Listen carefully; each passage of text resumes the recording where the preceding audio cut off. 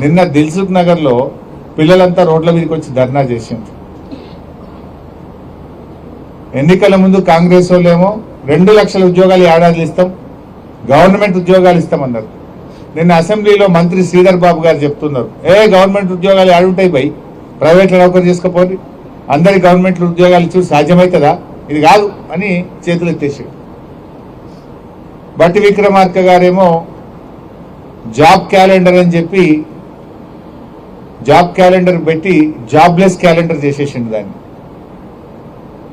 మరి ఇప్పుడు అశోక్ నగర్ కు రేవంత్ రెడ్డి గారు సినిమా టాకీస్ ఇనాగ్రేషన్ పోతే 1000 మంది పోలీసు వాళ్ళు పెట్టిరట. ఏదైనా సందులకెళ్ళి పొలాలు వస్తారేమో అడుగుతారేమో అని 1000 మంది పోలీసు వాళ్ళని పెట్టుకొని సినిమా టాకీస్ ఇనాగ్రేషన్ పోతుండే. ఇప్పుడు నిన్న మొన్న దిల్సుఖ్ నగర్ లో పిల్లలు పాపం ఏమైనాయి మా 2 లక్షల ఉద్యోగాలు, ఏమైంది మా జాబ్ క్యాలెండర్ అని అడిగితే వాళ్ళ ఈపులన్నీ వాయగొట్టిరు, బూతులు తిట్టింది పోలీస్ అధికారులు. మనం చూసినాం సోషల్ మీడియాలో. ఆ నిరుద్యోగ పిల్లల్ని నోటితో ఉచ్చరించలేని భాషలో బూతులు తిట్టుకుంటూ ఈపులన్నీ పగలగొట్టిండ్రు, రక్తాన్ని చిందించే విధంగా కొట్టిండ్రు పిల్లల్ని. ఇప్పుడేమో ఈయన అశోక్ నగర్ పోయి సినిమా టాకీస్ ఇనాగ్రేషన్ చేస్తారట. నేను రేవంత్ రెడ్డి డిమాండ్ చేస్తున్నా, సరే సినిమా టాకీస్కి పోతావా, యాడికి పోతావో నీ ఇష్టం, నేను దాని గురించి మాట్లాడా. కానీ అదే అశోక్ నగర్లో నువ్వు ఇనాగ్రేట్ చేసే సినిమా థియేటర్ పక్కనే అశోక్ నగర్ సెంట్రల్ లైబ్రరీ ఉంది. అక్కడికి వెళ్ళి పిల్లలకు ఆనాడు నువ్వు ఏం మాట ఇచ్చినవో, ఎన్ని ఉద్యోగాలు ఇచ్చినవో దాని సంగతి చెప్పు.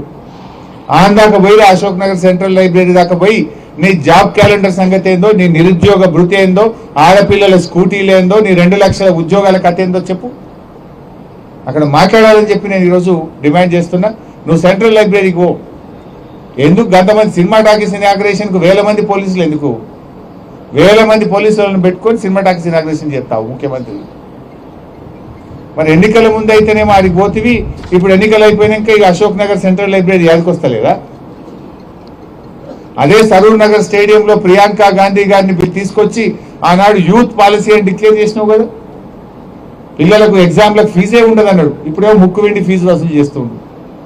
2 లక్షలు పక్కా అన్నాడు, నిరుద్యోగ భృతి 5000 అన్నాడు, స్కూటీలు అన్నాడు, జాబ్ క్యాలెండర్లు అన్నాడు, బ్యాక్లాగ్ పోస్టులు రిక్రూట్ చేస్తా అన్నాడు. ఇవాళ అన్ని ఎగబెట్టిండు. పోలీసు వాళ్ళని పెట్టుకొని ఇక ముంగట 4 వెనక 4 బండ్లు పెట్టుకొని సాటుకు తిరుగుతున్నాడు. ముఖ్యమంత్రికి ధైర్యం ఉంటే, చిత్తశుద్ధి ఉంటే